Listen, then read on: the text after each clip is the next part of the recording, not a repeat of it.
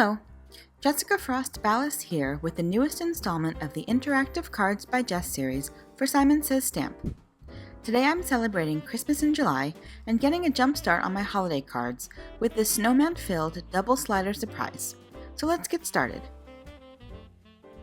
I die cut the slider channel once and the outer holder and side panels twice from white cardstock using the double slider surprise dies from Fawn. This next step is totally optional and a little extra crazy.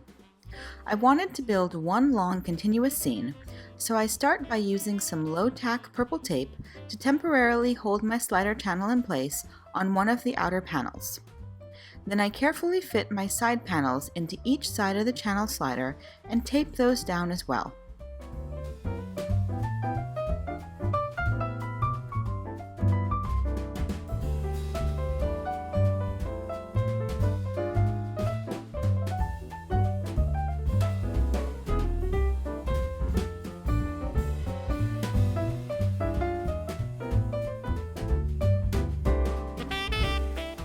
Then I carefully remove the actual channel slider piece, leaving the outer panel and two side panels.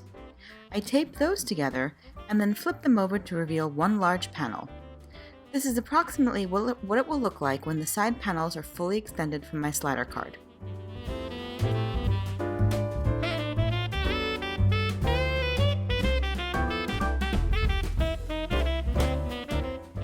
Next, I fussy cut hills from Gina K Designs masking paper, and I carefully adhere those over my long panel.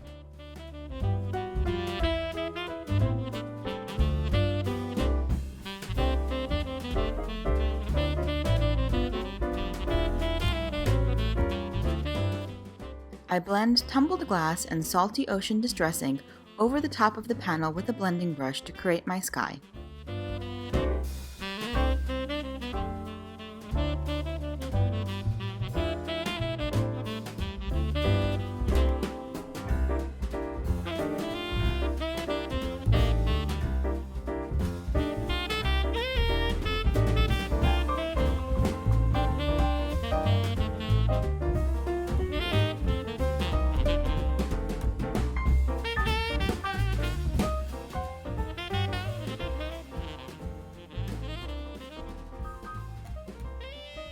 Once I've blended the full panel, I carefully lift the masking paper to detach the right side panel, and then finish blending the sky. This area won't be too visible when you open the slider, but I like to have a seamless look. Then I repeat the process on the left side. If you wanted a flat ground, or you didn't mind if the hills matched up, you wouldn't have to be quite so fussy about lining everything up in advance, but you know me.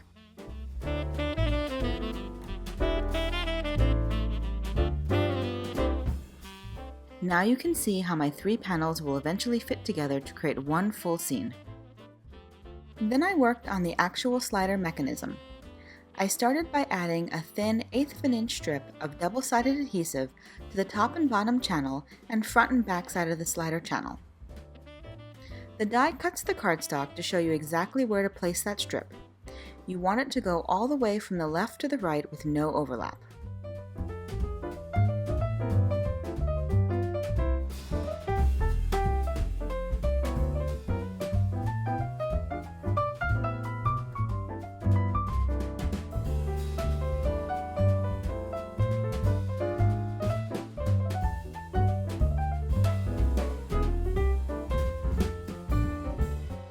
Next, I've taken a piece of plastic wrapping from a package of cardstock and cut it to 9 by 2 1/4 inches.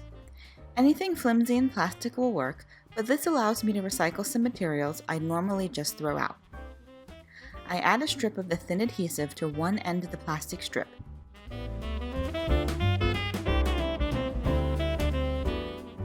Then I turn it over and place my channel slider over the center of the plastic. I fold the adhesive end over the channel slider so that the adhesive strip is facing up. At this point, I like to use a little purple tape to hold the channel slider in place temporarily. Then I remove the adhesive strip from the plastic and fold the opposite end of the strip over and adhere it to the adhesive.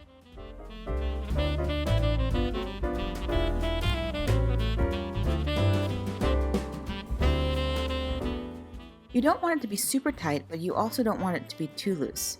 In general, I pull the flaps together, but don't pull so tight that the cardstock starts to bend. I remove the purple tape and trim off the excess plastic. At this point, the plastic should be firmly adhered around your channel slider and should move freely with a little encouragement. I move the seam of the plastic all the way to the left to make it easier for the slider to work later. Next, I add another strip of adhesive over the plastic seam. Then I flip the channel slider over and add a strip of adhesive to the opposite end of the channel slider. This is what will hold my side panels in place.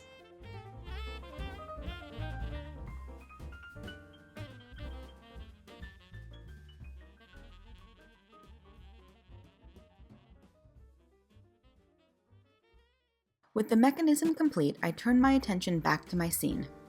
I use Copic markers to lightly sketch out some snowy hills across my panels. I blend them out with lighter shades of gray Copics and colorless blender. This just gives my scene a little depth and dimension.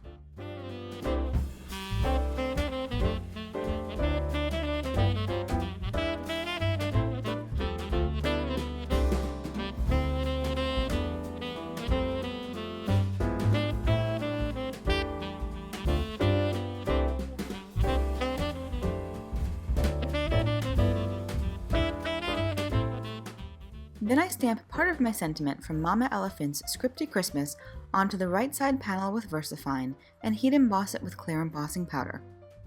Then I stamp the rest of the sentiment onto the center panel with VersaFine and heat emboss it with clear embossing powder. Next, I take the two center outer panels and die cut the notches for my slider panels using the Lawn Fawn die.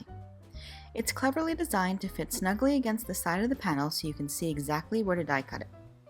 I hold it in place with purple tape and then run it through my die cutting machine. Now it's time to actually build the slider. First, again, I temporarily hold my slider channel in place with purple tape. Then on the seam side of the slider channel, I line up the right side panel with the right end of the slider channel. I remove the adhesive backing from the slider channel and adhere the right side panel in place.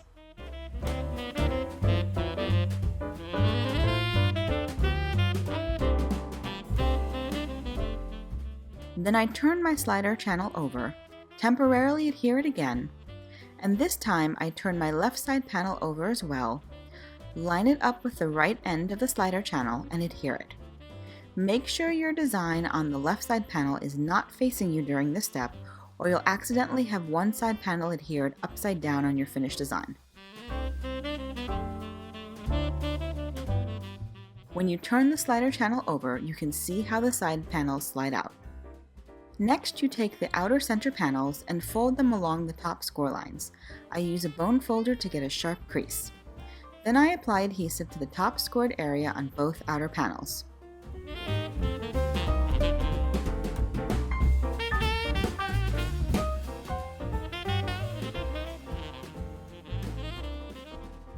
First, I remove the adhesive backing from the back outer panel and adhere it to the front outer panel. Then I slide out my side panels and adhere the slider channel to the back outer panel. The slider channel sits right against the edge where the two outer panels join together, so it's easy to use that as a reference point. Then I remove the adhesive backing from the front of the slider channel and adhere it to the front outer panel while also sealing the outer panels together. I apologize that I didn't realize my hands were occasionally moving out of frame here, but basically your slider channel will adhere on both sides to the outer panels, and the outer panels will seal together to create almost like a sleeve for your slider channel.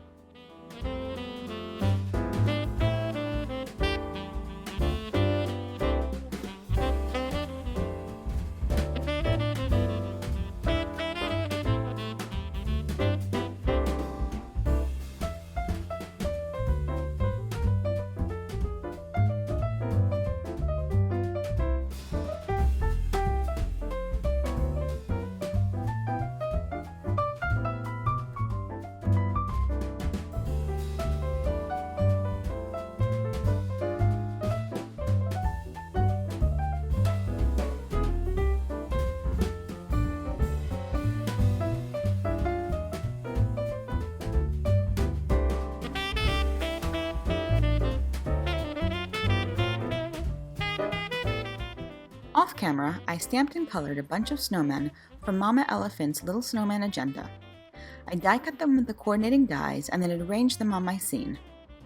I love how the snowmen seem to work together in little vignettes. My favorites are definitely the alarmed snowmen watching their friend melt. Once I had the snowmen in place, I adhered them with ATG adhesive.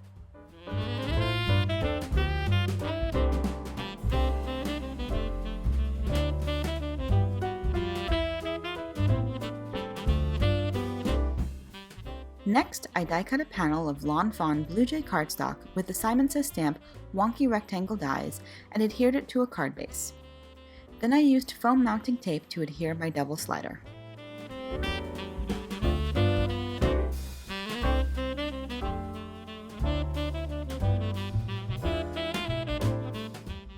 I used a small punch to add holes to the ends of both side panels. Then I looped a little red ribbon through the holes to create an easy handle for the slider.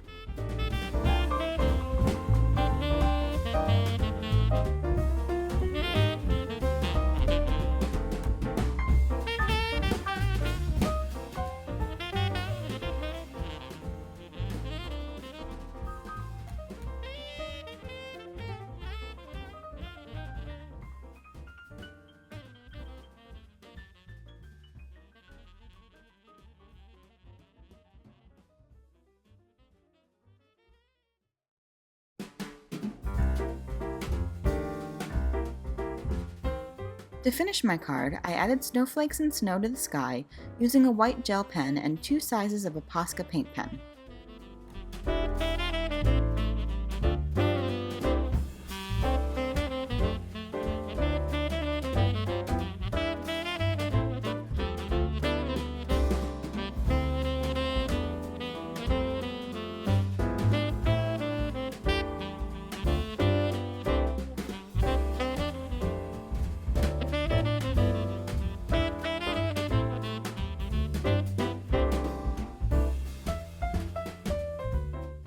Once that dried completely, I added a thin layer of crystal glaze to the snow and parts of the snowmen, and sprinkled them with chunky and Prisma glitter.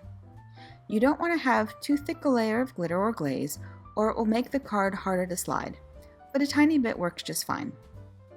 I let the glaze dry completely and then tapped off the excess glitter.